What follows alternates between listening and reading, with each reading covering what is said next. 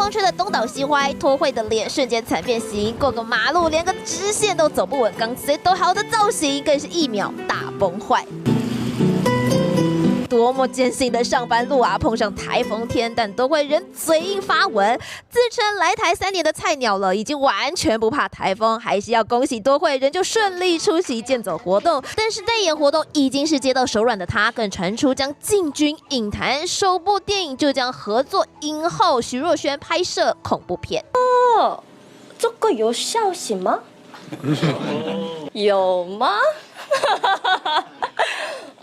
这个还不能讲，但是我真的想给大家未来会成长的李多惠。